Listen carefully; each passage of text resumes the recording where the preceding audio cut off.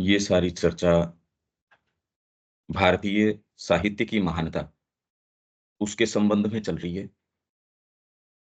ये जो सिलेक्शन है, इनफैक्ट ये तो अभी हम पढ़ रहे हैं भारत एवं उसकी संस्कृति की महानता में से। और ये जो टाइटल है उपनिषदों का दर्शन, ये 17वें वॉल्यूम का सिलेक्शन है। इसलिए हम इस पुस्तक में पहले पढ़ लेते हैं ये सारे सिलेक्शंस जो और अलग-अलग वॉल्यूम से हो सकता है 20वें में से भी कुछ जो हैं, क्योंकि अभी हमारा जो सिलेक्शन चल रहा है वो 20वें वॉल्यूम का चल रहा है साहित्य के संबंध में। तो उपनिषदों का दर्शन, भगवान की वैश्व प्रकृति। भगवान की जो वैश्व प्रकृति है, ये उपनिषदों का दर्शन है। उनकी जो वैश्व प्रकृति है, उसका निरूपण। कि परात्पर जो प्रकृति है, परात्पर तो जो अनमैनिफेस्ट है, परात्पर स्वरूप के अंदर माँ जो है अनमैनिफेस्ट को इस वैश्व प्रकृति के साथ जोड़ने का काम करती है। हम उतने को ही को ही दर्ज कर सकते हैं, जितना यहाँ मैनिफेस्टेशन के अंदर आ जाता है। जो वैश्व प्रकृति से अलग है, वो तो जब मैनिफेस्टेशन के अंदर ही नहीं है, तो कोई भी दूसरा साधन उसको कैसे पकड़ सकता है?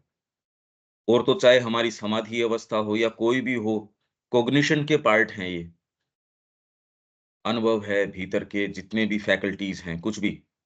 इंद्रियाँ तो ख़ैर बहुत ही लिमिटेड हैं, माइंड लिमिटेड है, बुद्धि लिमिटेड है। और भी इनके माध्यम से सूक्ष्मतर जो शक्तियाँ हैं, उनसे आप कॉग्नाइज़ करते हो, इस चीज़ों को देखते हो। तो जो उपनिषदों का दर्शन है, भगवान की वैश्व प्रकृति। भई उसी की बात करी जा सकती है, जो अनमैनिफेस्ट है उसकी बात भी क्या करो? वो तो अभी आया ही नहीं, तो उसकी तो बात न तो मानवीय टर्म्स में कर सकते हो, किसी भी टर्म्स में नहीं कर सकते उसकी बात। अभी तक हम जिनकी भी बात करते हैं, वहाँ तक हम किसी न किसी माध्यम से पहुँचे हैं, समाधि अवस्था में या किसी किसी भी तरीके से पहुँचे हैं, इसीलिए हम बात कर पा रहे हैं। बात इसलिए कर पा रहे हैं क्योंकि उससे करस्पॉन्डिंग चेतना के स्तर हमारे अपने अंदर हैं, इसलिए हम वो बात कर पा रहे हैं, नहीं तो ये बात भी नहीं कर पाते। शाश्वत ब्रह्म की ये वैश्व प्रकृति वेदांत का आदि एवं अंत है। और यदि यह स्वीकार नहीं किया जाता, तो जो कुछ वेदांत कहता है उसका कोई मूल्य नहीं रह जाता। क्योंकि इसके प्रस्ताव या तो इसी से प्रारंभ होते हैं या कम से कम इसे मानकर चलते हैं। क्या? शाश्वत ब्रह्म की यह वैश्व प्रकृति, वेदांत का यही आदि, मतलब कोई चीज़ जो शुरू होती है और इससे अंत कर लेती है। मतलब कुल मिला के सारा इसका प्रयास है, ये जो भगवान की वैश्व प्रकृति। तो फिर बाद में ये विज्ञान जो कर रहा है, ये भी तो यही बात कर रहा है। ये सो कॉल्ड आध्यात्मिकता है, वो तो व्यक्ति को अपने ऊपर आप ध्यान करो, ये करो। ये तो कह रहा है मैं तो सारी चीज़ का रहस्य जान रहा हूँ, चीज़ों के तह में जाके। ये तो फिर हमको ये समझना पड़ेगा क्या मतलब हुआ इसका? वैश्व प्रकृति, उसकी जो यूनिवर्सल नेचर है, क्या कर रही है वो यूनिवर्स के अंदर? तो इसलिए अगर हम इस प्रस्ताव को इसके प्रस्ताव, हाइपोथेसिस या तो इसी से प्रारंभ होते हैं या कम से कम इसे मानकर चलते हैं। इस केंद्रीय सत्य से वंचित होकर उपनिषद वही रह जाते हैं, जो म्लेच्छ पंडित और दार्शनिक उन्हें मानते हैं। उनको इस चीज़ का सेंस है नहीं। केंद्रीय सत्य से वंचित होकर तो बहुत अच्छी टीका उसके ऊपर है, सारी बातें हैं, इधर-उधर की बातें कर रहे हैं, उसके ऊपर विवेचन कर रहे हैं। और अगर ये केंद्रीय सत्य है, इससे यदि वंचित हो गए, तो उपनिषद फिर कुछ नहीं रह जाते। क्या रह जाते हैं? वो ही जो म्लेच्छ पंडित और म्लेच्छ दार्शनिक, उन्हें क्या मानते हैं? यद्यपि प्राय उदात्त पर फिर भी असंबद्ध अटकलों की एक राशि। Inconsistent speculations, a body of inconsistent conjectural, जो खाली अनुमानात्मक है, जैसे कि कुरान के अंदर है, क्योंकि उनको तो कोई संबद्ध तरीके से थोड़ी, कभी कोई सी आयत आवश्यक होता था, उस तरीके की आ गई। तो वैसी ही रह गई वे उपनिषद के अंदर। अभी ये कह दिया, भई आप अगर ईशोपनिषद जिस तरीके से वो 17-18 हमने पढ़े थे, उनको देखो।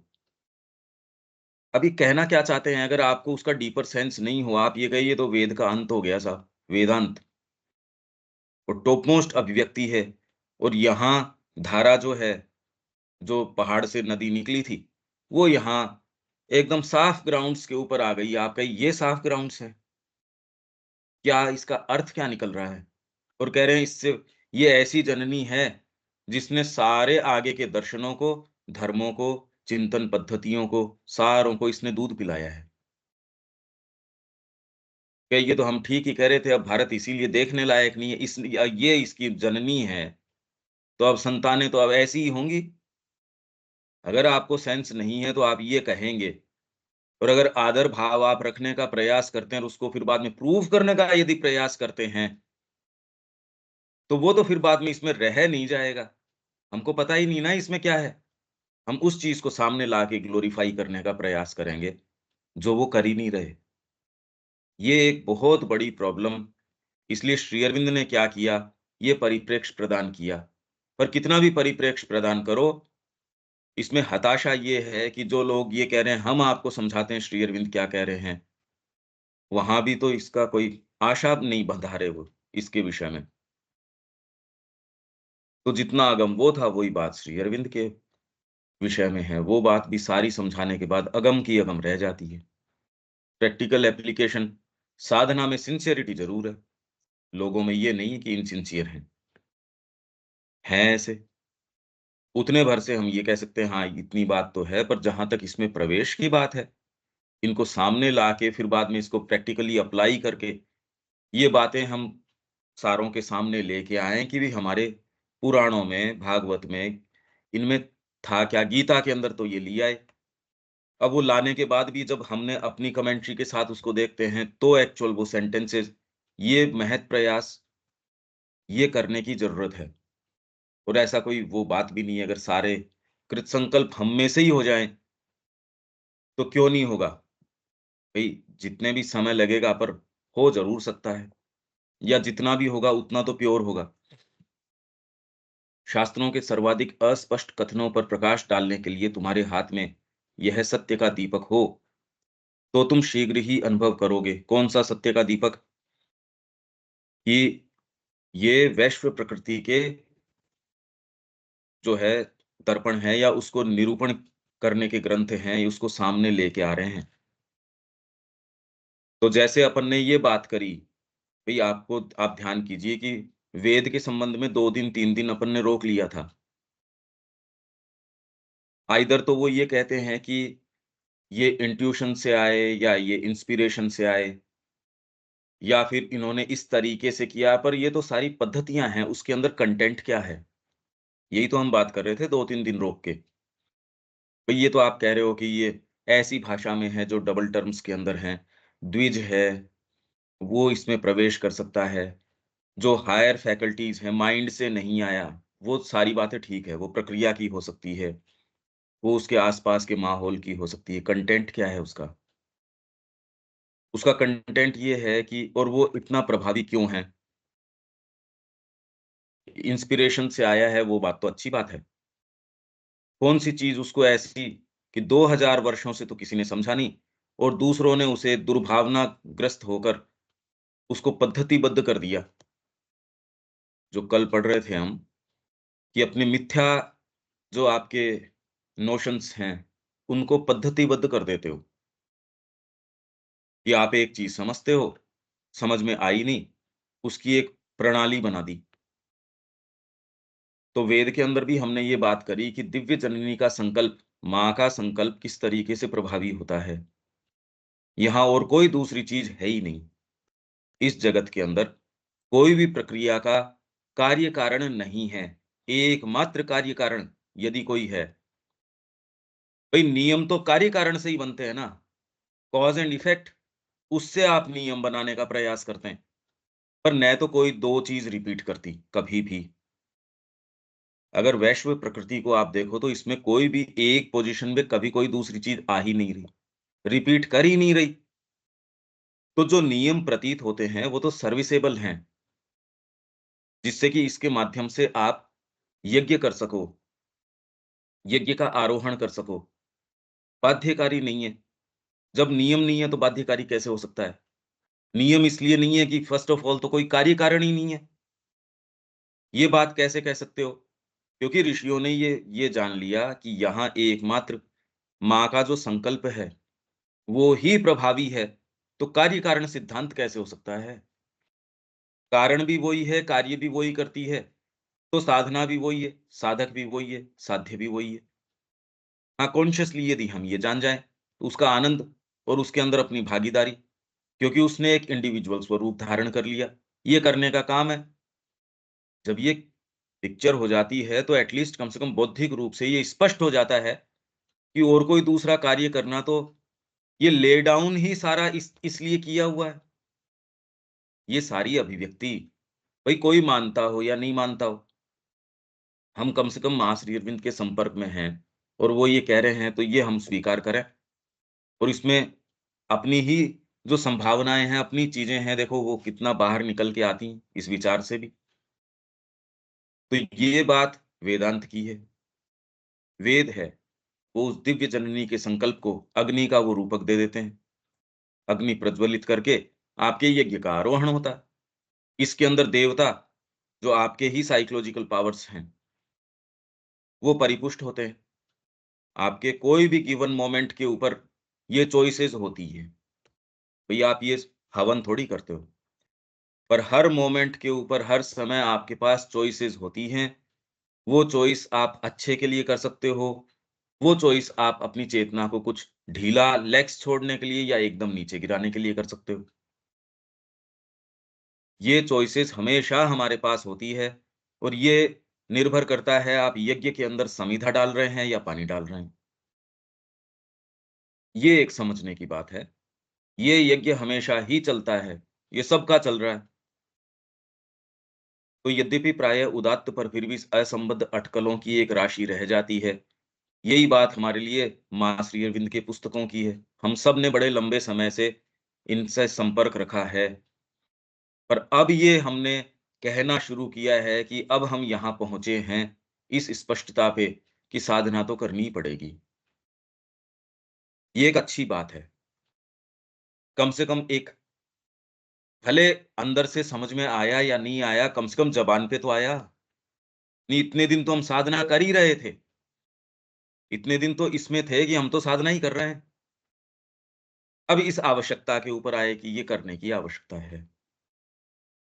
शास्त्रों के सर्वाधिक अस्पष्ट कथनों पर प्रकाश डालने के लिए तुम्हारे हाथ में एक सत्य का दीपक हो, तो तुम शीघ्र ये अनुभव करोगे कि उपनिषद विराट, सामंजस्यपूर्ण एवं पूर्णतया प्रकाशमान संपूर्ण इकाई हैं। संपूर्ण इकाई हैं। असंबद्ध क्यों कह रहे हैं श्री अरविंद? क्योंकि असंबद्ध अटकलों की राशि, जो म्लेच्छ पंडित और दार्शनिक, वो जो हमको जितनी टीकाएँ या जो ये मिलती हैं, अगर आप में इतनी अकल है, उस जानो उस चीज़ को, तो वो तो उपनिषद को असंबद्ध अटकलों की राशि ही प्रूव करती है, जो कि वेद को भी आज तक जिन्होंने भी इसके ऊपर काम किया, वो ऐसी ही चीज़ कह के वो सोच रहे हैं हम ग्लोरीफाई कर रहे हैं इसको। अपने मन में तो वो ये कह रहे हैं कि हम इसका विवेचन कर रहे हैं, इसके रहस्य को उजागर कर रहे हैं। और दे एंड अप डूइंग दिस। उनका जो अंत रिजल्ट है, वो ये है कि वो ये कह रहे हैं ये बिल्कुल इनकंसिस्टेंट है, इसमें कुछ भी नहीं है। ये उनका निष्कर्ष कह नहीं रहे वो, निष्कर्ष ये निकलता है। तो ये जब आप ये करते हो, तो ये आप देख पाते हो कि सामंजस्यपूर्ण, क्योंकि असंबद्ध कहा था, और पूर्णतया प्रकाशमान अटकल कहा था। संपूर्ण इकाई है ये, असंबद्ध नहीं है। जो एकमेव तथा वैश्व सत्य को, ये देखो इस तरीके से एक-एक शब्द को आप ऐसे नहीं कि श्री अरविंद एकदम टाइट करके चलते हैं। अपने विचार को आप इस तरीके से सेंटेंसेस पे भी ध्यान देना शुरू कीजिए। तो ये क्या कह रहे हैं कि उपनिषद विराट, सामंजस्यपूर्ण एवं पूर्णतया प्रकाशमान संपूर्ण इकाई है, जो एकमेव तथा वैश्व सत्य को उसके विभिन्न पक्षों में व्यक्त करती है। क्योंकि प्रपंच के विभिन्न विरोधों के होते हुए भी सत्य एक और केवल एक ही है। सभी स्मृतियां, पुराण, दर्शन, धर्मशास्त्र, शाक्तों, शैवों, वैष्णवों एवं सौरों के ग्रंथ, सौर, ये आप वैसे तो इसको देख सकते हैं, और इसकी डिटेल्स तो आ जाएंगी, उसमें क्या है वो तो नहीं आएगा। स्मृतियां कौन कौन सी हैं, कितनी हैं, ये नोट्स तो आपको मिल भी जाएंगे। गीता प्रेस की कई जो हैं उनके अंदर आपको ये, और अलग अलग स्थानों के ऊपर इनका निरूपण है, नाम है, रेफरेंसेस हैं। फिर स्मृतियां उपलब्ध भी हैं, जितनी हैं उतनी। पुराण तो उपलब्ध हैं ही, जितने हैं उतने। पुराण हैं, उपपुराण हैं। ये राशि ऐसी है कि ये लिस्ट बनाना भी बड़ा भारी है। मतलब हमेशा ही आप लिस्ट बनाओगे तो उसमें रेफरेंसेस ऐसे मिलेंगे कि भई इतनी तो उपलब्ध है, इतनी और है, उनके रेफरेंसेस मिलते हैं, है नहीं, प्राप्त नहीं हो रही। ये किसी में भी एक में आप डालेंगे तो ये कहेंगे इतना तो है, और वो मटेरियल भी इतना है, उसको रखें कैसे? कितनी व्यापक दृष्टि चाहिए उसको एक को रखने के लिए। और श्री अरविंद ने ये सारा कार्य हमारे लिए किया है। ये सब टोटल कार्य किया है। इसको आधार बना के कोई एक शूरवीर कोई भी हम में से हो, वो इसके अंदर प्रवेश करे। अभी तो छोटे-छोटे मुद्दे। अब देखो तो सही हमारे सामने उन्होंने क्या प्रोस्पेक्ट रखा है और हम किस चीज़ में बातें करते हैं। साथ ही संपूर्ण बौद्ध धर्म तथा उसके ग्रंथ उसी एक और अनन्य सत्य के विभिन्न पक्षों की विभिन्न दृष्टियों से की गई अनेक-अनेक व्याख्याएँ। तो अब जो मनुस्मृति वगैरह के बारे में बातें की जाती है, अब ये चाहिए किसी के लिए भी कि इसको स्वयं देखे और देख के फिर बाद में इसको लिंक करे कि ये वाली बात। अब जैसे गीता के अंदर श्री अरविंद कह रहे हैं, very little there is little in Gita that is merely local और टेम्पोरल। कि आप अगर इसके अंदर जाति व्यवस्था की, वर्ण व्यवस्था की बात करते हो, तो आप ये कहो कि ये तो टेम्पोरल चीज थी, सामयिक चीज थी उस समय की। श्री अरविंद कह रहे हैं ये तो यूनिवर्सली एप्लीकेबल चीज है, जो उस समय भी थी और आज भी उतनी ही चार वर्ण की अप्लाई करती है।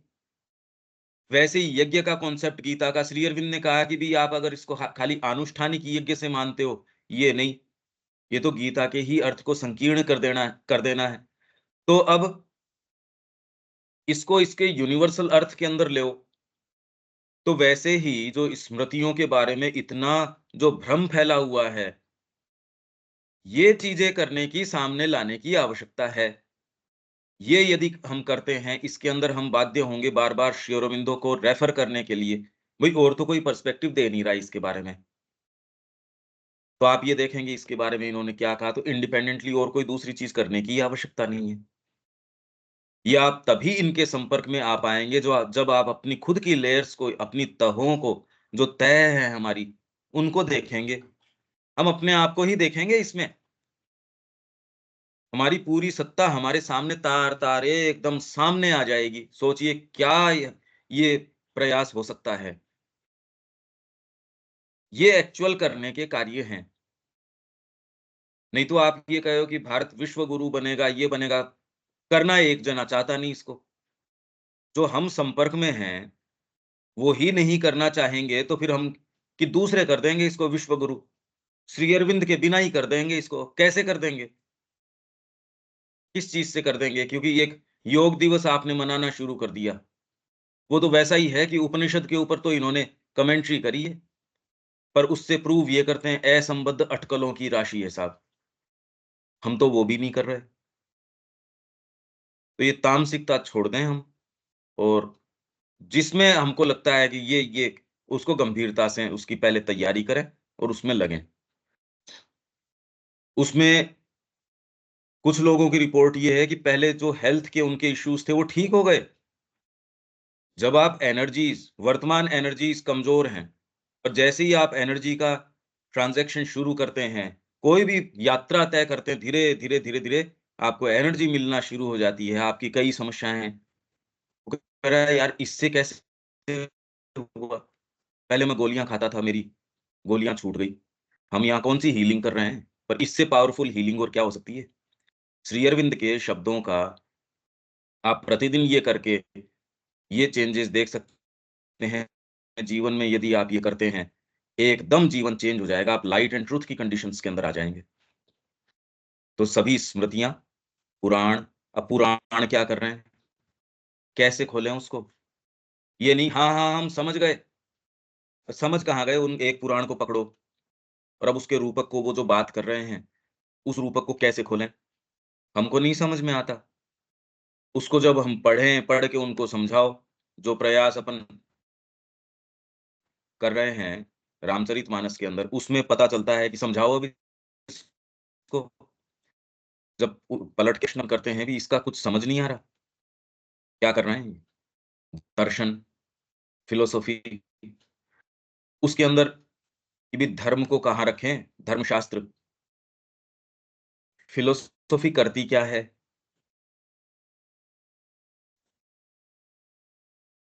श्री अरविंद बताते हैं कि फिलॉसफी क्या क्या अलग है नहीं ये।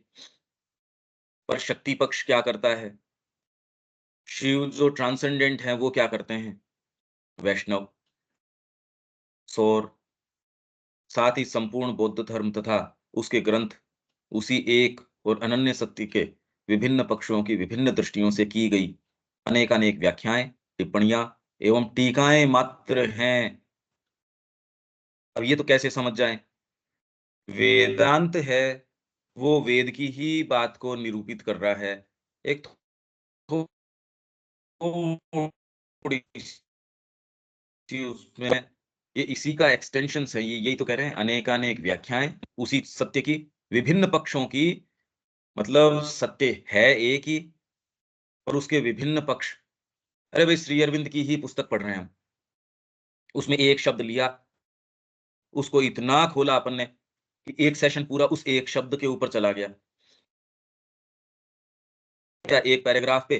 भाई हम अपने लिए ही कर रहे हैं ये सेशन। हमको कोई इसमें न तो सेशन की गिनती से, न उसके समय सीमा से तो हम एक शब्द के पीछे समर्पण क्या है, कैसे हो कैसे? उस समर्पण को लेके पर पता चलता है कि इतना व्यापक एक क्षेत्र को ट्रेस कर लिया उसके माध्यम से कि वो समर्पण ही अकेला नहीं रहा। ये पूरा जगमग हो उठा वो एक पैराग्राफ। वो एक पैराग्राफ ही श्री अरविंद की सारी पद्धति को हो सकता है समाहित कर लाए। तो उसी अनन्य जो सत्य है, उसकी कितनी उसके विभिन्न पक्षों की, उसी की नहीं, उस सत्य के विभिन्न पक्ष की विभिन्न दृष्टियों से, जैसे उसका 20 पक्ष है सपोज़, उस एक पक्ष की और 1000 दृष्टियों से या जितने लोग हैं उस चैरिटी, सपोज़ आप एक स्पष्टवादिता, 1000 स्टूडेंट्स हैं, वो 1000 उसके बारे में स्पष्टवादिता के बारे में जो-जो कह के आएँगे, वो आप ये देखेंगे कि कोई-कोई शब्द तो हो सकता है कॉमन हो, बाकी सब ने अपने-अपने तरीके से सिंसेरिटी। अब एक ही ये पक्ष हो सकता है, कोई भी, और ये तो अनंत हैं और सब अगर उसको जाएँ तो अब ये वैरायटी देखो आप। फिर आप ये कहते हो ये नियम, अरे नियम कहाँ रहे यहाँ? नियम है कहाँ? रिपीट ही नहीं कर रही कोई चीज़, वही व्यक्ति दोबारा कहेगा, तो वो व्यक्ति ही नहीं है। आप देखो तो सही हम किस किस में प्रवेश कर रहे हैं। और फिर भी ये सारा का सारा रहता है, ये जितना भी वैरायटी वैविध्य है, वो रहता है वैश्विक ही। विश्व के ही जो एलिमेंट्स हैं उसको अनंत रूपों में, जैसे भाषा है, वर्णाक्षर तो कुछ ही हैं, उससे फिर बाद के अंदर वो कितनी भाषा, कितने अभिव्यक्ति के रूप। अब उसके अंदर अलग-अलग तत्व, अगर प्राणिकता घुस आती है उस भाषा के अंदर तो क्या एक्सप्रेस करेगी? उसी भाषा के अंदर मानसिक चिंतन अगर आ जाएगा तो क्या एक्सप्रेस करेगी? उसमें गुह्य आपकी कई चीज़ें हैं, वो जब आ जाएगी तो कैसे शब्द और उन शब्दों का निर्माण कैसे काम करेगा? और यही आपको श्री अरविंद जैसा कोई दर्शन हो, सावित्री हो।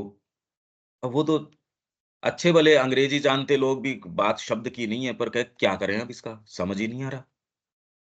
कितना फ़र्क पड़ जाता है ना उसी चीज़ से। तो ये विश्व इसी चीज़ के लिए है। अब कोई क्या कहता है उससे हमको कोई आवश्यकता है क्या उनके वर्णनों को स्वीकार करने की? तो ये जितने भी ग्रंथ हैं, उसी एक अनन्य सत्य के विभिन्न पक्ष की, विभिन्न दृष्टियों से की गई अनेकानेक व्याख्याएँ, टिप्पणियाँ, टीकाएँ मात्र हैं। यह सत्य ही वह एकमात्र आधार है, जिस पर सभी धर्म ऐसे टिके रह सकते हैं, जैसे एक निश्चित और अजेय चट्टान पर टिके हों। इनफैक्ट चट्टान का तो विश्वास नहीं, चट्टान को इनका अगर रूपक बताया जाए तो कुछ और बेटर हो। भई अभी तो किसके ऊपर बताएँ? पर चट्टान तो खिसक सकती है। ये तो सदियाँ बीत गई, आक्रमण हो गए, भारतीयों ने स्वयं ने इससे मुँह मोड़ने का प्रयास किया और इन्होंने तो सफल तरीके से मोड़ ही लिया। 2000 वर्षों से कोई न तो समझा और अब श्री अरविंद कह रहे हैं कि वो ऋषि इंतज़ार कर रहे हैं कि हमारी संतानों के लिए हमने बड़ा सेफ तरीके से, सिक्योर तरीके से इस सत्य को रखा था। पर कौन है जो अपनी इंद्रियों को थोड़ा-सा दरकिनार करके जिसमें ये बात हो और वो झाँक के देख पाए और वो इंतज़ार कर रहे हैं। श्री अरविंद ये बात कह रहे हैं। अगर हम थोड़े से सेंसिटिव हों, तो करने का क्या कार्य है? यही तो कह रहे हैं वो हमको कि इस डे और एज के अंदर वो हमारे प्राचीन ऋषि आज भी इंतज़ार कर रहे हैं कि क्या कोई उठ पाएगा? और इसके अंदर जो सो कॉल्ड आप सोचते हो कि मैं साधना करके प्योरिटी कर लूँ, ये कर लूँ, वो सारे बहुत लोग हैं, वो कर रहे हैं। वो आपको आपके अहम के दायरे से नहीं तोड़ता। इसलिए ये डायमेंशन दूसरा अगर आप ये सोचो इसके लिए मेरे को ये प्योरिटी लानी चाहिए, ये हाँ, अनुशासनात्मक तरीके से तो जितना लाओ उतना ही अच्छा है। निरंकुशता तो कभी भी आपको अच्छी चीज़ में नहीं लेके जाएगी। और अब ये एक फाइन लाइन है कि कैसे चलूँ मैं? और वो इंतज़ार कर रहे हैं। ये सारे सत्य भी हम तो खाली यही तो बात कर रहे हैं, इनमें ये है, इनमें ये है, बार-बार ये कर रहे हैं, पर क्या है? उसमें प्रवेश करो। श्री अरविंद इसके सारे सूत्र प्रदान करते हैं, इसीलिए हम इसको पूरे को एक बार तो एक एक जायज़ा तो ले लें सिलेक्शंस का भी, ये भी कितना भारी है। और फिर बाद में एक-एक, एक-एक, एक-एक अब दम-अदर पकड़ा है। अब आप ये देख रहे हो एक समर्पण शब्द है एक्चुअल में उसको समझने के लिए या एक-एक उघाड़ने के लिए और फिर हमारा अप्रोच भी हमको कौन-सा उसमें है। इस सारी चीज़ को समझना चाहते हैं हम, उसके और नज़दीक जाना चाहते हैं क्योंकि साधना करना चाहते हैं अभी सारे। यहाँ तक कि चट्टान से भी बढ़कर आ गई ना वही बात, ठीक यही बात आ गई क्योंकि एक चट्टान भले ही नष्ट हो सकती है, ये आपको प्रमाण दे देता है कि हाँ, आप ठीक लाइन में चल रहे हो। क्योंकि चट्टान शब्द आपको गले नहीं उतरता। आप जिस अनुभव में चल रहे हो, उसमें लग रहा है यार चट्टान क्या है इसके सामने। इनफैक्ट चट्टान को इसका रूपक बताएँ तो फिर भी कुछ भी चट्टान ठीक है, नहीं हिलती, सारी बातें हैं। क्योंकि एक चट्टान भले ही नष्ट हो सकती है, परंतु ये सदा ही बना रहता है। अगर आप इसी तरीके से अनुभव के माध्यम से चलेंगे, ये इसका अचूक प्रमाण है। ये मॉडिफ़ाई करते हैं अपने शब्दों को कैसे है, धीरे-धीरे आप उनकी चेतना में प्रवेश कर जाएँगे। शुरू के अंदर विज़ुअलाइज़ेशंस के रूप में होगा, फिर वो धीरे-धीरे जीवन के अंदर आ जाएगा, आपके टेस्ट्स चेंज हो जाएँगे। पता नहीं चलेगा कि आपका धीरे-धीरे, धीरे-धीरे आरोहण हो रहा है। पर जब आपके सामने दूसरी बातें, दूसरे विवेचन, अप्रोच के दूसरे तरीके आएँगे, तो आप समझ पाओगे आइदर तो ऐसी चीज़ें जो पहले नहीं समझते थे, आप कह रहे, "अरे! ये तो समझ में आ रही है।" अब तो श्री अरविंद की ये बात जो पहले खोल के देखी थी, ये सेंटेंस नहीं समझ में आ रहे। ये प्रभाव भी हो सकता है। साथ-साथ ये प्रभाव भी हो सकता है जिनके प्रति आपके पहले ये थी बड़ा अच्छा बोलता है। अब क्योंकि ये अप्रोच और शब्दों के बारे में ये है, जनरली ये होता नहीं और वो उतना उसमें जाते नहीं, साइकिक की बात कर लो, चाहे कुछ भी कर लो, कहते हैं, "अरे यार! इसको मैं ऐसे ये क्या हुआ मेरे? इस व्यक्ति को मैं जैसे देखता था, इसमें तो वो तेज ही नज़र नहीं आ रहा।" माँ ने एक जापानी को चेतना प्रदान करी, वो जैसे ही उसको एक गहरी चेतना प्रदान करी, तो वो कह रहा है राजा तो मेरे को एक सामान्य सा हमारा जो एम्परर है, वो तो एकदम सामान्य एकदम यूँ क ये तो मच्छर है। कि माँ ये वापस ले आओ, मैं जी नहीं पाऊँगा, क्योंकि बचपन से हमको तो कूट-कूट के ये है कि ये तो भगवान के स्वरूप है। अगर आपके मन में इसमें कोई दुविधा होती है तो हत्या कर लो अपने आप की। तो मैं जी नहीं पाऊँगा, क्योंकि मेरे संस्कार इसी तरीके के हैं, ये हटाओ, मेरे को नहीं चाहिए। इसीलिए आर्यों का धर्म सनातन धर्म कहलाता है। इसलिए सनातन है, ये एक ऐसी आधारशिला के ऊपर है, जो अजेय है, निश्चित है। न ही ये हिंदुओं की कोई भूल होती है जब वे श्रुति को शाश्वत और अनादि घोषित करते हैं, और उन ऋषियों को जिन्होंने इन मंत्रों की रचना की थी, उस सत्य के एकमात्र साक्षी बताते हैं, जिन्होंने उस सत्य को देखा और मानवीय भाषा में रख दिया।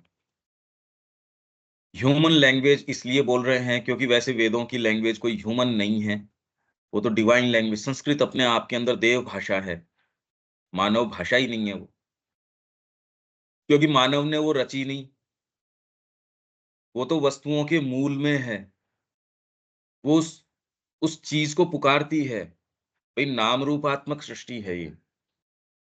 पर एक भाषा, भाषा एक रूपक है, एक सिंबल है, उस सिंबल के अंदर वो ही भाषा, अगर भाषा ही आपको कह देती, तो सारों को सारी चीज़ रिवील कर देती, सबके सामने प्रत्यक्ष हो ही जाता, पर रिवील कर कहाँ रही है?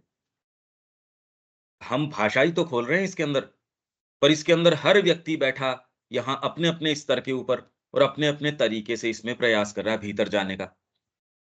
आप डेली एक स्तर से शुरू करते हो, धीरे-धीरे उस थ्रेड को पकड़ के, और भाषा से ही तो, और बोलने वाला सोर्स एक है। आप अपने सारे अगर पॉइंट्स एक जगह इकट्ठे करो, उनको टैली करोगे, तो आप ये देखोगे, अरे! ये कितनी वैरायटी, कितनी ज़बरदस्त, और इसमें भी फ़र्क आ रहा है कि पहले आप क्या लिख पाते थे, आज अगर लिखोगे तो और क्या समझ पाते हो।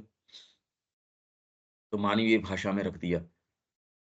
क्योंकि जनरली अगर हम इन शब्दों के मानवीय कहते ही हम ये सोचें कि ये वो नहीं कह रहे, एक रूपकात्मक है ये, और तो भई ये सारा जगत भी तो रूपक है। पहाड़ अपने आप में क्या अर्थ है, नहीं पहाड़ का, नदी का, हमको लगता है, बाकी तो रूपक तो, अगर हम इसको ट्रेस बैक करके माँ की क्रिया क्या काम कर रही है, वेद यही तो कह रहा है, उसने सारे को रूपक बता दिया। नदी है, ये है। क्या एक्चुअल ऐसा, और अगर आप वेदों के ही सिंबोलिज़्म पे बार-बार, बार-बार ड्वेल अपॉन करें, तो आप ऐसे देखने भी लगेंगे। आपको हर क्रिया, अगरबत्ती जला रहे हो तो उसमें ये नज़र आनी शुरू हो जाएगी, कि आपके बीइंग की जो भी इम्प्योरिटीज़ है ऊपर से लेके धीरे, अगर उसके साथ आप ध्यान एकाग्र करते हैं, वो आपके साथ होना शुरू हो जाएगा। आपके भीतर की सारी इम्प्योरिटीज़ हट गई, वो खुशबू में परिवर्तित होके माँ को ऑफ़र हो रही है। अब ये खाली अगरबत्ती जलाना थोड़ी रहा। वही एक किसी के लिए यूँ है साहब, इतनी सारी अगरबत्तियाँ जल रही है, उससे भी नहीं, आपकी एक अगरबत्ती के अंदर वो ध्यान हो जाएगा, और वो एक पैकेट अगरबत्ती के अंदर, कह रहे आपका ट्रांसफ़ॉर्मेशन कैसे हुआ? कह रहे इस कौन के पैकेट से हुआ। दूसरा कह देगा इससे कैसे हो सकता है? आपका तो हो गया। तो ये सारी चीज़ सिम्बॉलिक है, ये पूरा जीवन एक सिंबल है। इस सिंबल को आप कितना गहराई पे लेके जा सकते हो, हम सबके ऊपर है। कोई भी गिवन मोमेंट के ऊपर सब हमारे पास चॉइसेस होती हैं। हम बेटर के लिए चूज़ कर सकते हैं, हम अपने आप को ढीला भी छोड़ सकते हैं। अतः उचित ही है कि वेदों को श्रुति या अंतः प्रकाश कहा जाता है। अंतः प्रकाश, रेवलेशन, श्रुति, इसके अंदर इंस्पिरेशन या अंतः प्रकाश। इनमें ऋक, यजुर, साम, अथर्व उर्वर बनाने वाली वर्षा हैं, जिन्होंने सत्य के पौधे को पोषण प्रदान किया और विकसित किया। ब्राह्मण वह वन है, ब्राह्मण ग्रंथ सबसे नज़दीक यही थे। इनके आने तक भी वेद के सिंबोलिज़्म हैं, वेद के कई जो पारिभाषिक शब्द हैं, उसके कई ऐसे वो लुप्त हो चुके थे, उनका तब तक भी नहीं। बाद के समय के अंदर आते-आते ब्राह्मण उसके सबसे नज़दीक। ब्राह्मण वह वन है जिसमें यह पौधा पाया जाता है। अरण्यक वह भूमि है, एक एक रूपक के माध्यम से श्री अरविंद ये बताए, भूमि है जिसमें यह पौधा उगता है। उपनिषद स्वयं वह पौधा है, तथा यह महान उक्ति सोहम, ही उसकी जड़ें, तना, पत्ते, पुटक, पंखुड़ियां और फूल है। नई कोपलें जो उसमें से प्रस्फुटित होके आती हैं, जो अपने आप को सदा के लिए अभिव्यक्त करता है। यह महान उक्ति सोहम, मैं हूं ना वो, ही उपनिषदों का परमोत्कर्ष है। और ये यदि हम किसी दिन ये उक्ति कह पाए निर्भीक तरीके से सोहम, इसलिए रिकॉर्ड ऑफ योग जो योगिक साधन है कहाँ से शुरू करता है वो? चेष्टा नहीं, कामना नहीं, विल से शुरू करो। सोहम में चेष्टा कैसे आ जाएगी? जब मैं ही हूं तो कामना कैसे आ जाएगी? चेष्टा कैसे आ जाएगी? सोहम, इसके ऊपर अपन अपन अगर यहाँ अगर इस सत्य को स्वीकार करते हैं, धीरे धीरे इसको एक चिंतन का विषय बनाते हैं, निश्चित रूप से आपकी कई ग्रंथियां, हाँ पहले ऐसे लगेगा कि घबराहट सी आ सकती है, यदि आप इस पे ध्यान एकाग्र करेंगे कुछ ऐसे मूवमेंट्स आपके भीतर हो सकते हैं जो तो बिल्कुल आपको लगे ये क्या हुआ? ये करके देख लीजिए, फिर आपको पता चल जाएगा, अभी तो इसके वर्णन से फायदा नहीं है। उपनिषदों का सिद्धांत सुदूर तारामंडलों तक अपना क्षेत्र उठा ले जाता है।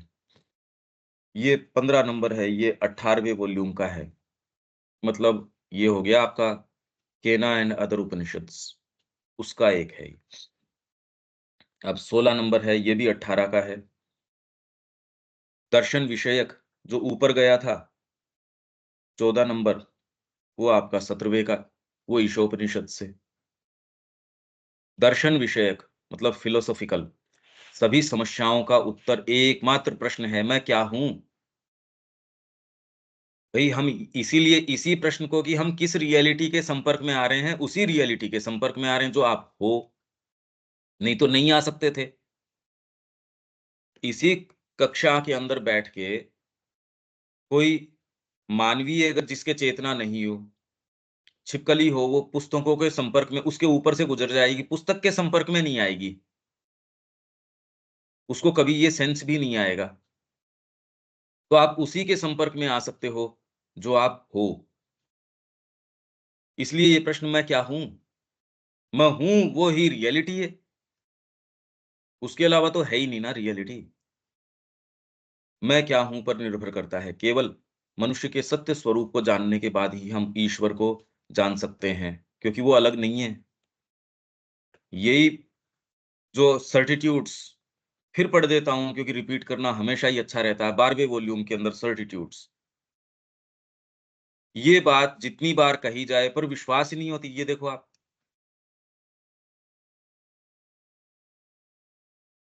ये हम जो हमारे लिए मुक्तिकारी बात है, वो भी हम विश्वास नहीं कर पाते। ये बड़ी जोरदार बात है। यही तो एक विचित्र बात है सर्टिट्यूड्स 12वें वॉल्यूम में। In the deep there is a greater deep, in the heights a greater height. Sooner shall man arrive at the borders of infinity than at the fullness of his own being. Borders of infinity पे तो अगर वो जाना चाहे तो sooner arrive कर लेगा।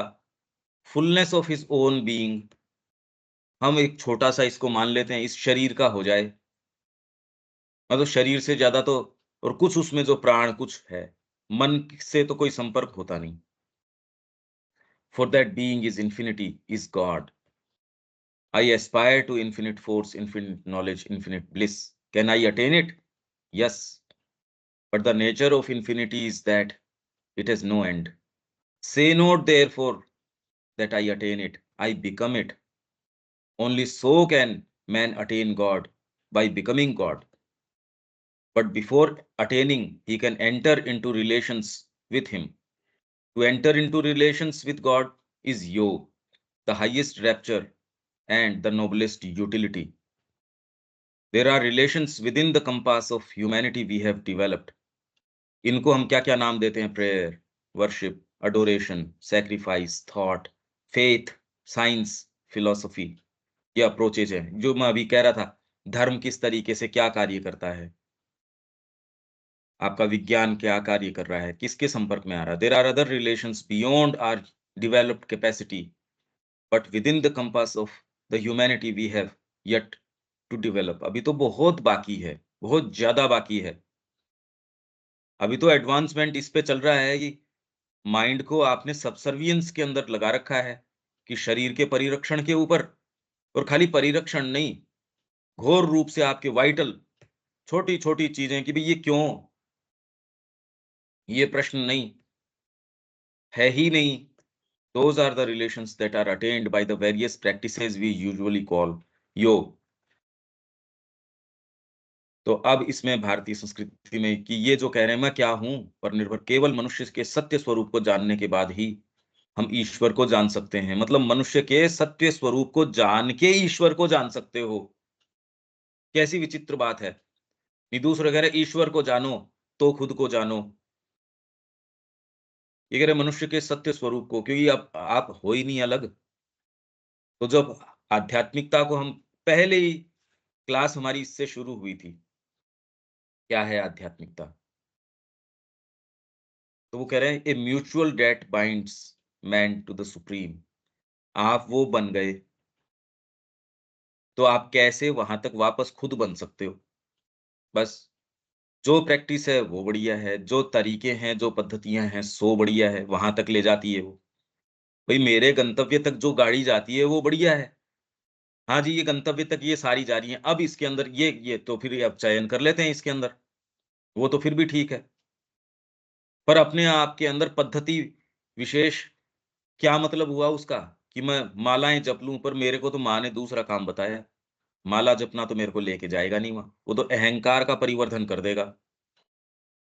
हमारा आग्रह केवल पद्धति के ऊपर होता है, क्योंकि साइकोलॉजी के ऊपर तो न तो प्रवेश कर पाते, न उतनी कोई बात होती। जो सिंसियर आदमी है उसको तो पता है कि भई ये बात ठीक है। तो सारा प्रयास किस पे? पद्धति पे, ये करो, वो करो। ठीक है, किसी समय विशेष पे हेल्पफुल हो भी सकती है। तो ईश्वर को जान सकते हैं, बाद ही मनुष्य के सत्य स्वरूप को जान के। कारण हम जो कुछ भी विचार करते या जानते हों, उस विचार अथवा उस ज्ञान का मूल्य निर्भर होना चाहिए ज्ञाता पर, ज्ञान के साधनों पर। एवं ये श्री अरविंद ने लिखा नहीं है, ये सेंटेंस अधूरा है। तो इसके अंदर अब अगर भरना ही चाहो तो आप ज्ञेय के ऊपर ये भी कह सकते हो। ज्ञान के ज्ञाता हो गया, ज्ञान हो गया, ज्ञेय हो गया। जो जो विषय है जानने का, तो उसका मूल्य उसके ऊपर निर्भर करता है कि वो ज्ञेय तत्व है कौन-सा। संगीत के अंदर आप एक्सप्रेस क्या करना चाह रहे हो, उसके ऊपर उसका मूल्य निर्भर करेगा। इनफैक्ट उसी के ऊपर निर्भर करेगा, ज्ञाता के ऊपर तब निर्भर करेगा जब अभिव्यक्ति की बात हो। ज्ञाता प्योर है या नहीं है, तो उसकी कृति के अंदर मूल्य है या नहीं है, वो बाद की बात है। और किन साधनों से इसने अप्रोच कैसे किया, इंद्रियों के माध्यम से किया, तब तो इसकी पुस्तक को क्या देखें, क्या है इसमें? कुछ नहीं। नहीं, इसने थोड़ा इसका माइंड से किया है। देख लेते हैं क्या अटकलबाजी है। इसको अनुभव है, हाँ, तो इसमें थोड़ा कंटेंट है। इसका जीवन क्या है, इसने समर्पण किया हुआ है लंबे समय से, हाँ, तो इसमें और कंटेंट आएगा। तो तीनों के ऊपर, किन माध्यमों से गए, टेम्परेचर मापा मैंने, कैसे मापा? यूँ हाथ दे के ही देख लिया, अरे तो तेरे को कैसे पता चला? गरम-ठंडा तो तू बता देगा। तो ज्ञान के साधन, प्रामाणिकता, तूने कैसे मापा इसको? देखा कैसे? आपको डॉक्टर पूछता है, जी क्या दिक्कत है? पेट में दर्द है मेरे। हाँ, ठीक है, मान लेगा, उसकी दवाई दे देगा। रात को खिड़की खुली रह गई थी, या मैं सोया तो तकिया थोड़ा-सा ज़्यादा ऊँचा रह गया था, या हाथ दबा रह गया था। हाँ, हाँ, हो जाता है इसमें। चलो आपको ये दे देते हैं, ये आपके हो जाएगा। ये कैसे हुआ?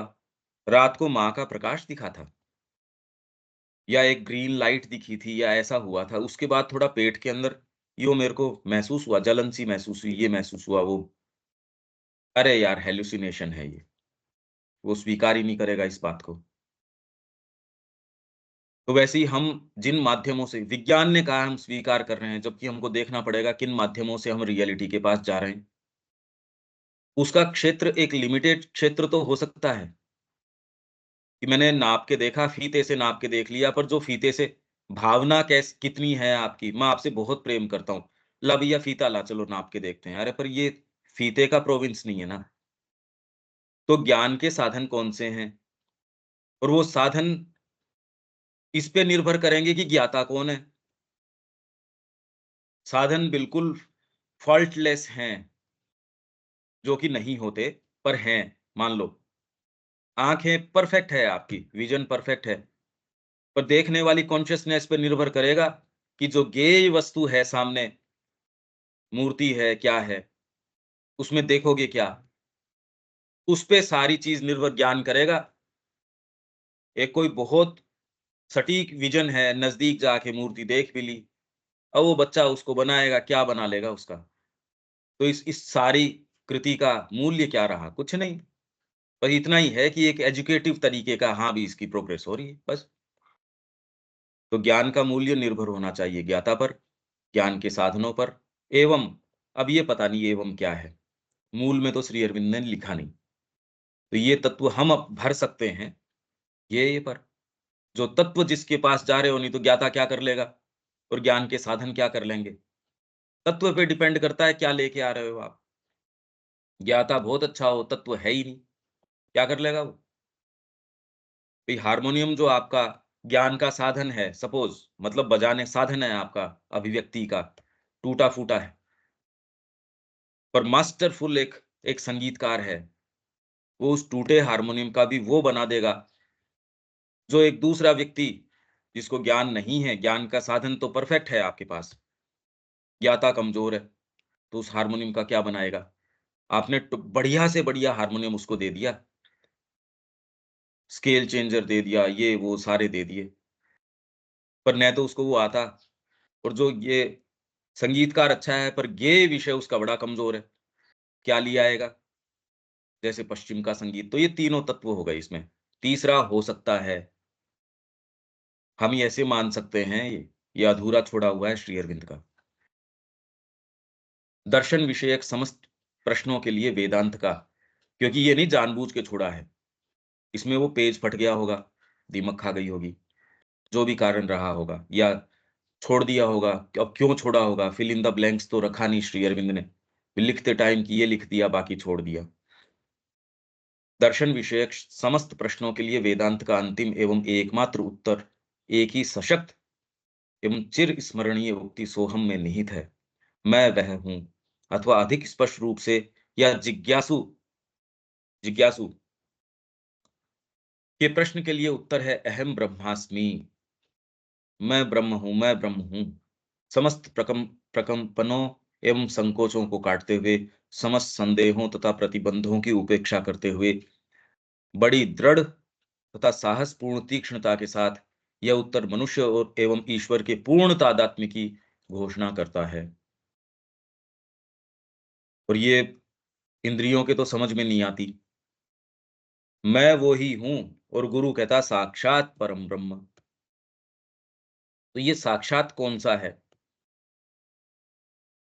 उसको आप उसकी पर्सनल सेवा कर रहे हो, उसकी मानवीय यंत्र की यदि आप कमियाँ भी देखते हो, और उसमें आप उसको एकदम आपकी नज़र में वो नहीं है, अब कैसे करते हो? क्या बार-बार आँखों से अपने आप को सजेशन न ना, ऐसे नहीं होना चाहिए। ये तो गुरु साक्षात परम ब्रह्म है, और फिर आप उसको स्टिक ऑन कर पाओ, ये कैसे हो सकता है? ये सोचो आप। ऐसी आप पे क्या बाध्यता है कि आप साइकोलॉजिकली बार-बार, क्योंकि प्रकृति तो पता नहीं क्या-क्या उठा के नहीं लेके आएगी, तो लाएगी। क्या इंद्रियों को उसकी कमियाँ नज़र नहीं आएँगी? मानवीय रूप, कमियाँ भी नहीं है तो मानवीय रूप तो नज़र आएगा। ये डिवाइन है, और डिवाइन के लिए देखो अब भोजन भी आ रहा है, वो नहाने का भी समय है। तो आप ये कहते हो मानवीय लीला है, ये सारे एक्सप्लेनेशंस हैं। मानव रूप में लीला करते हैं, ये करते हैं, क्योंकि अब इंद्रियों को कंफर्टेबल कैसे करें? इस विचार से आप थोड़ा-सा कंफर्ट के अंदर, हाँ, भई ठीक है। ये सब एक्सप्लेनेशंस हैं। बाकी रियलिटी क्या है? इंद्रियों को कैसे दरकिनार करो, इसीलिए कोई रियलिटी के संपर्क में आते नहीं। ये सारे के सारे आपको कैसे हम इसको ट्रांसलेट करें, तो आप इंद्रियों में बार-बार, बार-बार ये ट्रांसलेशन करते हैं। फिर वो थोड़ा तेज़ होना शुरू हो जाता है, तो आपको लगता है नहीं, मेरे को तो अब दिख ही गया, फंडामेंटल परिवर्तन आया नहीं, हो सकता आ जाए इसी से। ये शुरुआत हो जाए, किसी दिन आपको कोई चीज़ क्लिक कर जाए, हो सकता है। मैं एक ये सूक्ष्म बात कर रहा हूँ, अदरवाइज़ आप क्या करते हो कि वो मानवीय कमियाँ, भई इसको डिस्कार्ड करो, ये नर लीला है इनकी, लीला है इस रूप में, इनको दर्द हो नहीं रहा। अरे तो बेवकूफ़ बना रहा वो अवतार या गुरु आके, आपको एक्चुअल में हो रहा, उसको हो नहीं रहा। माँ की ये नर लीला है ये मनुष्य लीला है। ये सब एक्सप्लेनेशंस हैं और ये खाली आपको थोड़ा कुछ कंफर्टेबल बनाने के लिए हैं, अपने आप में हैं नहीं ये। ये ही वो सारे लबादे हैं जिसके अंदर सारी चीज़ ढकी रहती है। तो हम ये कहते हैं नहीं भगवान आए, वो तो खाली ये ऐसे करते हैं। रामकृष्ण जी की भी जो एक्चुअल उनको वो था नहीं, ये तो नर लीला है, ये है, वो है। है नहीं भई ये। वो किसको दिखाने के लिए आए हैं ये तो बताओ? किसको इम्प्रेस करना चाह रहे हैं? हमको, मनुष्य जाति को किसको इम्प्रेस करने के लिए? आप कह रहे हो नर लीला है, उनको तकलीफ हो नहीं रही, दिखा रहे हैं वो तो। हमारी शिक्षा के लिए दिखा रहे हैं। अरे शिक्षा क्या हुई? तो आडंबर सिखाया फिर आपको। आपको सिंसेरिटी तो सिखाई नहीं कि उसको हो नहीं रहा, खाली दिखा रहा है। हो रहा उसको तो बेचारे को एक्चुअल के अंदर। तो फिर आपके ये हिल जाती है चीज़ अंदर से। अच्छा, तो फिर हम किसके पीछे जा रहे हैं? इसीलिए विश्वास हिल जाता है। माँ के प्रति हिल गया लोगों का, अरे! इसके पास तो नेसेसरी धन नहीं है। कहते नहीं थे, बाकी तो अब भीतर तो क्योंकि जैसी प्रकृति हमारे अंदर है, कोई दूसरी चीज़ है वो तो स्टिक ऑन करती है। उसी के कारण तो ये दूसरे भाग नज़र आते हैं, नहीं तो कोई मुद्दा ही नहीं था। ये दूसरों की इनसफिशिएंसी, इनसिंसियरिटी नज़र ही तभी आती है ना, क्योंकि कोई दूसरा सिंसियर भाग है, नहीं तो ये कोई बातें ही नहीं उठती। इसका संदेश यही है कि एक और व्यष्टिगत आत्मा, जो बंधनों और बेड़ियों से तथा पार्थिव जीवन के कीचड़ एवं मलिनता में जकड़ा हुआ इतना सीमित, कुंठित, कलुषित, तिरस्कृत एवं अंधकारग्रस्त प्रतीत होता है, और दूसरी ओर शुद्ध, पूर्ण एवं असीम, कि हम ये अहम ब्रह्मास्मि, एक दूसरी ओर आप ये बात कर रहे हो, असीम परम सत्ता जो समस्त अस्तित्व को धारण करता तथा उसे थामे रखता है, जिसके लिए यह विशाल और भव्य जगत उसके मन का नगण्य कोना भर है, जिसका अनंत काल अंत नहीं कर सकता और जिसे असीम आकाश बांध नहीं सकता, वो आप हो। ये कह रहा है एक ओर तो हम अपने आप को ऐसा देखते हैं, ऊपर का वर्णन, दूसरी ओर ये रियलिटी जिसके लिए कार्य कारण का अनंत पाश अशक्त है। इसलिए किसी को ये विश्वास कराना भी, वहां मैं कह रहा हूँ अरे ऐसा है नहीं, वो कह रहे नहीं नहीं, अब पता नहीं उनको बंधन क्यों इतना पसंद है। कहते वो अवतार भी आता तो त्रिगुण के अंदर ये है, अरे भाई तुमको क्यों पसंद है, मनुष्य ही नहीं है, उसकी बात छोड़ो। ये दोनों ही समान हैं, समान धर्मा, समान शक्ति, समान तेज तथा समान आनंद स्वरूप है। कौन? ऊपर वाला वर्णन और नीचे वाला वर्णन। जगदम्बा पहले वाले वर्णन को भी खूब प्रेम से आप और मैं बन गई, और वो अपने उस रूप में भी है। तो इंडिविजुअल डिवाइन के रूप में, यूनिवर्सल डिवाइन के रूप में और ट्रांसेंडेंटल डिवाइन के रूप में, दोनों एक ही हैं ये, ऊपर वाला वर्णन और नीचे वाला वर्णन। यह अहंकारोन्माद का नीरा पागलपन लगता है। ये कैसे स्वीकार कर लो? और फिर बाद में कोई व्यक्ति एक मानव यंत्र के पास जाके कहता है गुरु साक्षात परम ब्रह्म, और वो उसी को नजर आता है। ये भी तो देखो आप, अहंकार का नीरा प्रलाप। और यदि ऐसा सत्य हो तो क्या ऐसा सत्य है? और यह सत्य है। ये कैसे बात समझ में आ जाए? भई उसी को वो गुरु साक्षात परम ब्रह्म नज़र आता है। कृष्ण प्रेम गए, दिलीप कुमार रॉय के रिज़र्वेशंस, अरे श्री अरविंद और माँ विराजमान हैं। तू कहाँ उस लेडी के पीछे, और वो तो देखने के अंदर लगती भी नहीं कि कोई आध्यात्मिकता से संबंध हो दूर-दूर तक। सिगार पीना, पार्टीबाजी करना और एकदम जो कैसे पार्टीज़ थ्रो करते हैं, वो तो वर्णन है ही इसके अंदर। सारे काम वही लेटेस्ट फैशन है और है। उसमें कोई चीज़ है जिसने कहा ये गुरु है। वो तत्व न तो इनके मित्र को नज़र आया, चलो इन्होंने तो माँ श्री अरविंद को अपना लिया। वहां से चार्डविक आता है, इनका मित्र है, उसके भी गहरी प्यास, पूरा भ्रमण कर लिया। उसने कहा भई अब तो वापस जाते हैं, जबकि यशोदा माँ से भी मिल लिया, आया तो कृष्ण प्रेम के संपर्क से ही, क्योंकि दोस्त हैं ये। आया पर उनके अंदर उसको गुरु नज़र नहीं आया, गुरु साक्षात परम ब्रह्म, वो चीज़ उसको ठीक है, प्रभावित हो सकता है, सारी चीज़ें हैं, ये कौन-सा तत्व है, इस पे विचार करो। अब वो वहाँ से भी निराश होके उसने कहा यार मेरे को तो हताशा हाथ लगी, कुछ मिला नहीं, तो मैं वापस जा रहा हूँ। तो दिलीप कुमार ने कहा यार तू यहाँ आ जा, पौंडीचेरी आ जा, जा तो तू रहा ही है, यहाँ श्री अरविंद तो देख मिलते नहीं, माँ से तेरे को मैं भेंट करवा दूँगा। ये कहना मात्र ही आपकी एक टेम्परामेंट को दिखाता है कि मन में लंबे समय तक विभेद चलता है। लंबे समय तक यही कि देख श्री अरविंद तो मिलते नहीं, माँ से भेंट करवा दूँगा मैं। गए 5 मिनट के अंदर नियति तय हो गई। उनका भी तेरे को रिज़र्वेशन, दिलीप कुमार रॉय को कहा, क्योंकि समझ गए ना वो तो, तेरे को किस चीज़ की ये थी। मतलब 2 मिनट के अंदर ही मेरे तो कि और कोई करने का जीवन में मुद्दा नहीं है, मैं तो अपने स्थान पे आ गया। तो क्या ये सत्य है? हाँ, बिल्कुल सत्य है। कौन-सी नज़र को आता है?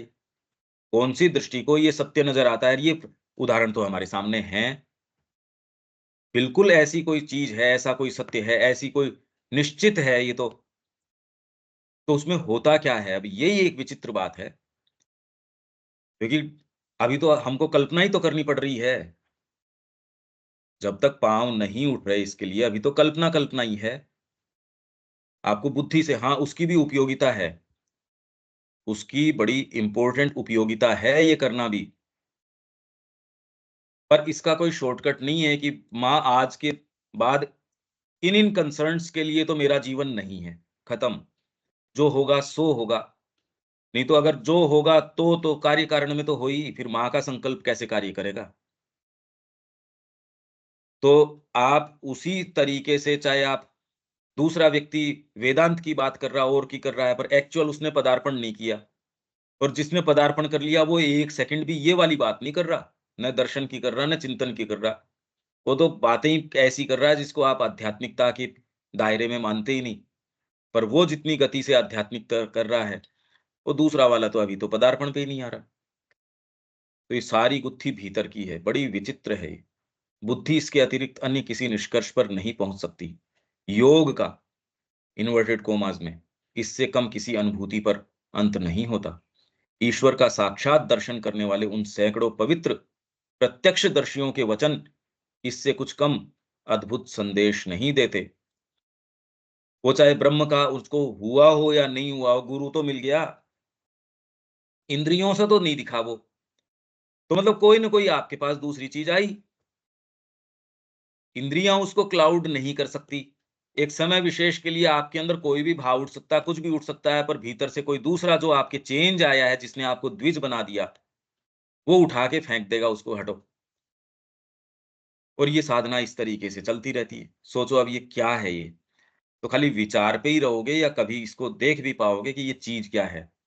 इससे कीमती चीज़ इस जगत में तो है नहीं। ये आपको रियलिटी के नज़दीक ले आता है, उसके दर्शन करा देता है।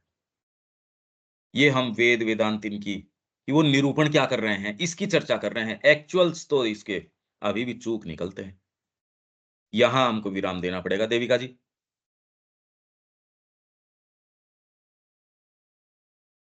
पंकज में प्रश्न कोई भी नहीं है। समझने की कोशिश कर रही हूँ। क्या करना चाहिए उसके बारे में तो भ्रम नहीं होना चाहिए मेरे ख्याल से। हाँ जी, बिल्कुल। जो पहले जितनी भी आप अब खुद की भी बातें अब सुनेंगे क्योंकि वो रिकॉर्डेड है, उसको आप सुन के देखिए। इस अब आज के उस लाइट के सामने रख के देखिए, तो कितना इसमें फ़र्क आया है। हाँ जी, बिल्कुल। विवेक, अ, भैया जिस तरीके की चीज़ें मिल रही है बहुत ही मतलब बिरली ही चीज़ है कि इस तरीके की चीज़ें पढ़ने और साथ में इस तरीके से आप बता पा रहे हैं। मतलब बाहर जिस प्रकार की चीज़ें हैं आदमी उससे हटकर इस यहाँ पे जुड़ा हुआ है और ये चीजें मिल रही है। कुल मिलाकर जिम्मेवारियां बढ़ते जा रही हैं, करने की चीजें भी स्पष्ट होते जा रही ये नजर आ गया कि भी करने का ये है, और मुद्दे नजर आ रहे हैं। नहीं पहले तो कि करें क्या, और ये इतने हैं कि भाई कौन सा वाला पकड़े। अब ये हो गया रोज नई की भी ये करने का काम है। पहले ये था क्या करें, अब ये है कि क्या करें वाली बात नहीं, कौन सा वाला पकड़े इनमें से, करने का तो ये है। हाँ उर्मिला जी क्या बोल रहे हैं आप? अ, जी ये ऋषि मुनियों ने जो भी साक्षात्कार किया है और जो भी लिखा हुआ है, तो मुझे लगता है इंद्रियों का भी तो रोल रहा ही है ना इसमें। बिना इंद्रिय के कैसे सिर्फ अंतर्दृष्टि से इसे देखा जा सकता है, क्योंकि जो जगत है, जो विश्व है, वो भी तो परमात्मा की अभिव्यक्ति है, उसी से तो निकला हुआ है, उसी से उत्पन्न हुआ है। तो इंद्रियों के माध्यम से जब ये सृष्टि की रचना देखते हैं, इसके अंदर के डिटेल्स हम लोग देखते हैं, इसके अंदर की मिरेकल या मैजिक देखते हैं, चाहे वो वही सूरज का उगना हो या चांद का उगना हो, तो ये सब कितना प्रभावी करने वाला है कि ये सब ऑटो पायलट पे है। तो ये एक महान परमेश्वर, एक महान रचनाकार इसे नियमित कर रहा है। तो जीवन को देख के भी तो नजदीक आ जा सकता है, परमात्मा के करीब आ सकता है।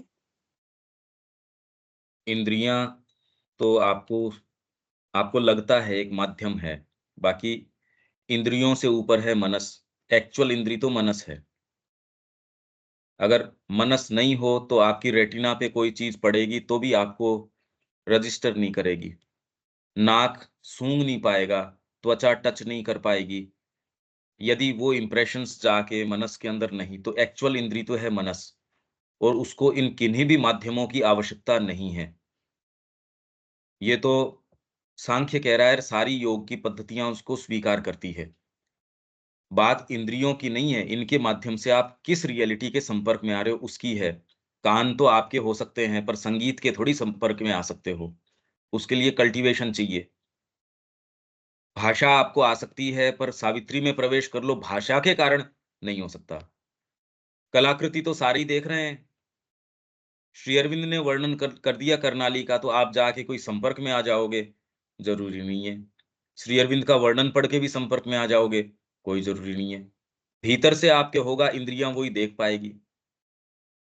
जैसे कल्पनात्मक व्यक्ति है, वो देख लेता है उस चीज को दूसरी इंद्रियों के माध्यम से। वहां एक्चुअल में आपकी भौतिक इंद्रियां अभी टच नहीं कर पा रही, टेंजिबल रियलिटी में नहीं आई वो चीज अभी तक, जिसको आप इंद्रिय जगत कह रहे हो। कल्पना जगत की जो चीज है अभी इंद्रिय जगत के अंदर नहीं आई। मनुष्य कौन है जिसमें ये फैकल्टी है, जो कल्पनात्मक जगत में जो रियलिटी है उसको इंद्रिय जगत के अंदर ले आता है, उसने सृष्टि कर दी। तो अब आप कौन से जगत को रियल मानते हो, और सृष्टि किसको कहते हो? दूसरा व्यक्ति जो जिसमें ये फैकल्टी नहीं है, आप उसको बिल्कुल बद्ध व्यक्ति कहते हो। इंद्रियों से तो देख ही रहा है वो कि साहब ये बहाई मंदिर है, मैंने देख लिया इसको। पर जिसने कल्पना करी उसकी, उसको उसको संसिद्धि के एक्चुएशन के अंदर लिया गया, उसको आप देखना कहेंगे इंद्रियों के माध्यम से, या किसको कहेंगे? अरे भाई इंद्रियां हैं नहीं एक्चुअल में, वो तो मनस उसके टच में आता है, और मनस उतना ही टच में आता है। अभी तो इसलिए प्राणायाम क्या करता है, आपके नाड़ी शुद्धि करता है। आपको लगता है आप इंद्रियों के माध्यम से आ रहे हैं संपर्क में, आ नहीं रहे। वो उसकी नाड़ी शुद्धि करता है तो कम से कम इंद्रियों से मनस तक ठीक पहुंच जाए। मनस अपने आप के अंदर इंस्ट्रूमेंट भी है और चैनल भी है। वो अपनी बात बुद्धि तक पहुंचाता है। बुद्धि के पास से चीजें आती है, इसलिए आप जगत का एक जना एक चीज देखता है, दूसरा दूसरी देखता है। ये टेक्स्ट तो आपके पास है ही, तो इंद्रिय गम्य तो है ही, आंखों से देख सकते हो। बुद्धि आपकी किसी ने रोकी नहीं, क्या बनाओ अब इसका। और बना भी लो कि हाँ माँ को समर्पण करना चाहिए, पर एक जना उछाल के दे देता हो, कहता है अरे फेंक अपने जीवन को, और दूसरा अभी बार्गेनिंग मोड पे। यहाँ आके एक बैरियर आ जाता है, करो क्या, कैसे करो, कैसे प्रवेश। तो मुद्दा एक्चुअल्स के अंदर है, इनमें नहीं है। ये आप सोचते हो इंद्रियों के माध्यम से संपर्क में आ रहे हो, नहीं आ रहे। भौतिक जगत की जो सुंदरता है वो तो कह रहे हैं सूक्ष्म जगत की सुंदरता, यहाँ जो अगली है वहां ब्यूटीफुल है, यहाँ जो ब्यूटीफुल है वहां डिवाइन है। ये तो खाली सूक्ष्म जगत की बात है। आप कल्पना कर पाते हो 1,00,000 चीजों की, अभिव्यक्त कर पाते हो एक, तो आपका कल्पना जगत कितना विशाल है, आपका मानसिक जगत इस जगत से अब डिपेंड करता है आपका प्रवेश कितना है, कौन से जगत में रहते हो आप। अगर इसको मानते हो तो बहुत लिमिटेड है, इसी ब्यूटी में अटक गए। अगर ये आपको लग सकती है तो इसका मतलब अभी तो 1,00,000 वैरायटीज के अंदर से एक अभिव्यक्त होती है। कितने विचार हैं आपके, व्यक्त होता है एक, मुश्किल से, और वो भी पूरा सा टूटा फूटा। संगीत का आनंद भीतर से ले सकते हो, बाहर गाने बैठे हो तो पता चलता है यार चुप रहे, सबके सामने तो नहीं, अकेले में गा लेंगे। ये बात है। ठीक है उर्मिला जी। जी भैया, मेरा भी क्षेत्र और विस्तीर्ण हो गया है। तो मैं इंद्रियों के ऊपर बहुत एम्फेसिस कर रही थी कि इनके ही द्वारा हम जो बाहरी जगत है उसके संपर्क में भी आ रहे हैं, अनुभूति भी कर रहे हैं, अभिव्यक्त भी हो रहे हैं, और वेद भी किसी हद तक अभिव्यक्ति ही है। संपर्क में आने के बाद आ, की हुई अभिव्यक्ति ही है।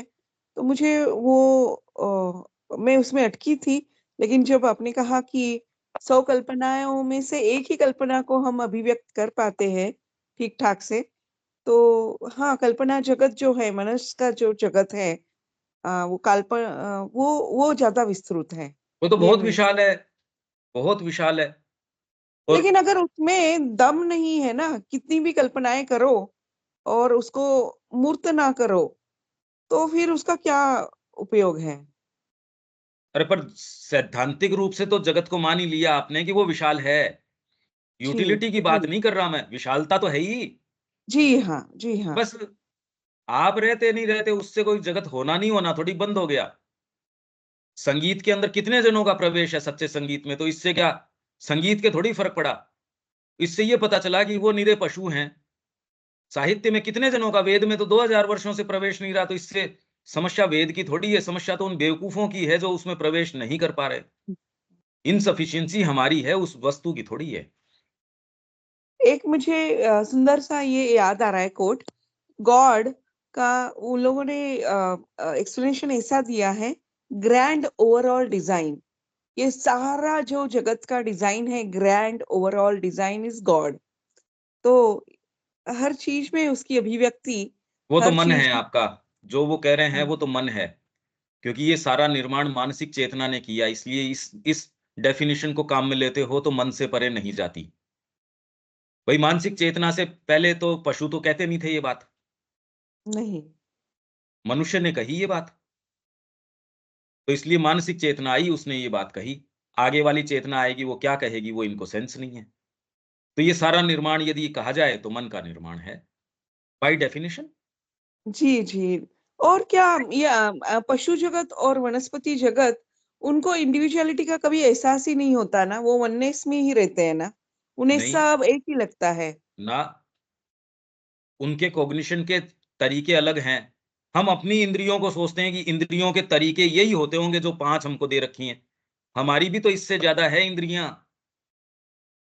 आप सोचते हो उसी तरीके से फील वो करते हैं, इसी, अरे उनकी इंद्रियां इसी तरीके से श्री अरविंद बता रहे हैं कि सुप्रामेंटल कॉग्निशन किस तरीके का होगा। आपके एक संवेदनशीलता एक तरीके की है, आपको भौतिक संवेदन महसूस होता है, वैचारिक संवेदन है, भावनात्मक संवेदन है। सारे लाइफ फॉर्म्स या जो भी फॉर्म्स है, उनके पास संवेदन के यही तरीके होते होंगे। क्या आवश्यकता है, क्या बाध्यता है प्रकृति की सबके यही संवेदन लगाए? नहीं, तो फिर तो फिर इसके संपर्क में आएंगे ही कैसे, जब वो उनका संपर्क का तरीका क्या हुआ फिर? उनका तो बड़ा विचित्र तरीका हुआ। आप अपने संवेदन को दूसरे लाइफ फॉर्म्स या दूसरों पे, मेरे तरीके को ही आप नहीं जानते और दूसरे लाइफ फॉर्म्स को आप क्या जानोगे? इसीलिए मिनिमम है नॉलेज बाय आइडेंटिटी, तादात्म्य के द्वारा ज्ञान प्राप्त करना। पर अगर तदात्म्य भी हो जाओ, मैं एक पेड़ भी बन जाऊं तो पेड़ अपने आप को क्या जानता है? इतना जानता है। एक व्यक्ति बन जाऊं तो व्यक्ति भी अपने आप को क्या जानता है? कुछ नहीं। नहीं, मुद्दे जस्ट एक ऑब्जर्वेशन आया क्योंकि हाँ। मैं एनिमल्स और इनके संपर्क में बहुत रहती हूँ। मेरे घर में कम से कम 25 कुत्ते बिल्लियां हैं। ठीक है। तो अभी 2 दिन मुझे बाहर जाना पड़ा और उनके खाने का 1 दिन के लिए प्रबंध डिले हो गया क्योंकि मैं शाम को बहुत लेट आई। लेकिन कोई भी मेरे से गुस्सा नहीं था। हर कोई मुझसे प्यार कर रहा था। यही कोई इंसान होता या कुछ होता, कितना लड़ाई झगड़ा करते कि आप केयरलेस हो, हाँ, आपने तो रखा नहीं, बिल्कुल ये वो। नहीं, नहीं, यही बात है। बिल्कुल यही बात है। उनके सहज गठन के अंदर ही कृतज्ञता है और हमारे गठन में नहीं, आध्यात्मिक गुण माना जाता है। फिर भी आप बहुत मेहनत करके अगर आए तो आए, कृतज्ञता जबरदस्ती कैसे आ जाए, ये बताइए?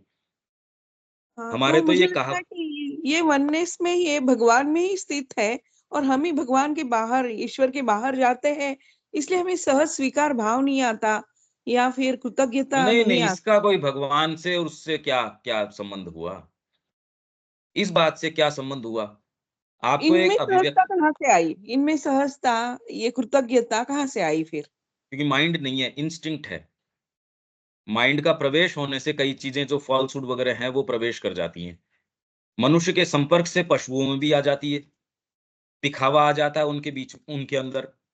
आपको प्रसन्न करने के लिए अलग-अलग तरीके के नाटक भी करेंगे, नाराज़ होने का नाटक भी करेंगे, आपको आपके साथ खेलेंगे भी, छिपने का भी, छिप गए, मिल गए। बच्चे के साथ कैसा वो माँ के रूप में, अगर बचपन से कोई एक बच्चा, तो वो उस अपने बच्चे की जैसे उसको देखता है, अपने भाई के रूप में देखता है।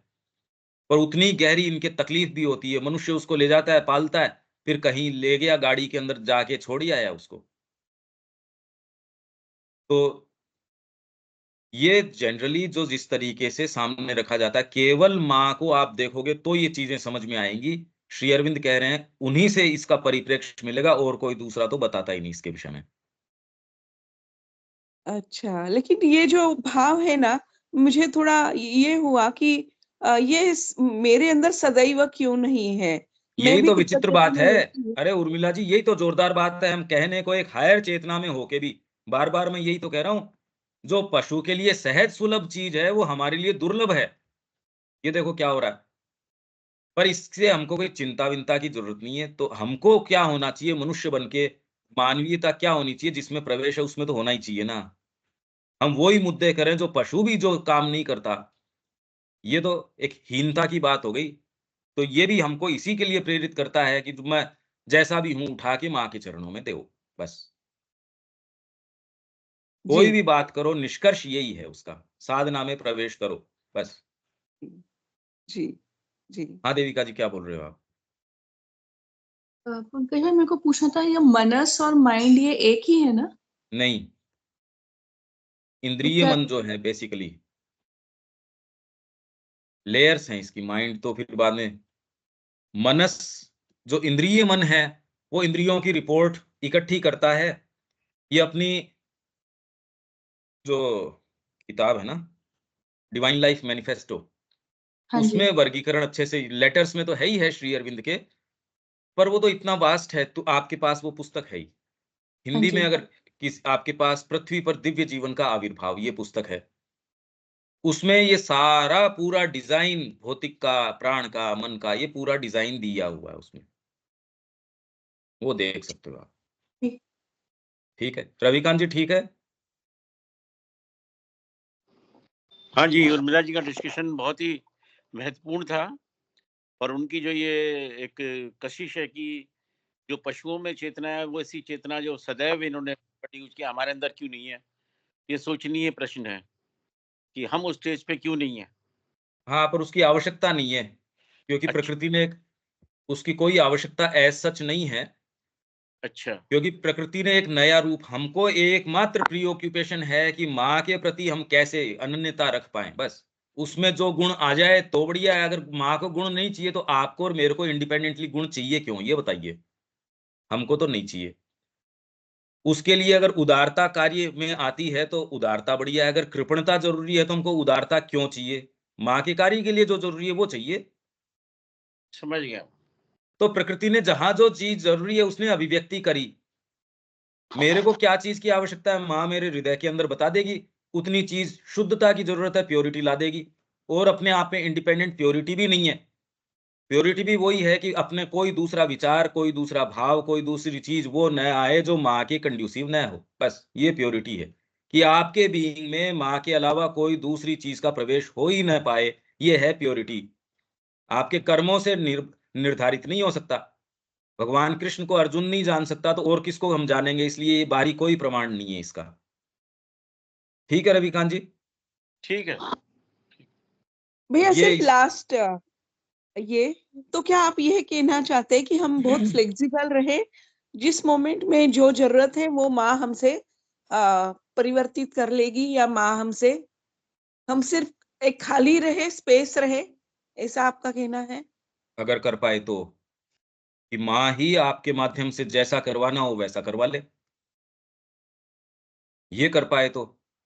एक्चुअल में तो उसी के लिए प्लायंट रहें। एक टेलीविजन, आपका अच्छा टेलीविजन कौन सा है? रुक रुक के चलेगा तो क्या अच्छा चलेगा? जैसा पीछे से प्रसारण है वैसा का वैसा सामने दिखा दिया। माँ जैसे आपके अंदर है वैसा का वैसा कर रहे हो तो बढ़िया टेलीविजन है, हूबहू रंग सामने रख देता है। आपको व्यक्तिगत इसके अंदर क्या बवाल पड़ा है? मेरे को ये रंग को चेंज करके देना है। इंस्ट्रूमेंट का मतलब क्या होता है? रेडियो अच्छा कौन सा है? जैसा आ रहा है वहां पीछे से, आप अगर बीच के स्वर चेंज कर दोगे तो रेडियो अच्छा कहाँ हुआ? उसमें अगर प्रसारण हो रहा है, उस प्रसारण के अंदर अगला अगर संगीत कर रहा है या अगर मॉडिफाई करना शुरू कर दे रेडियो बीच के अंदर, बताइए ये तो गंभीर बात हो जाए।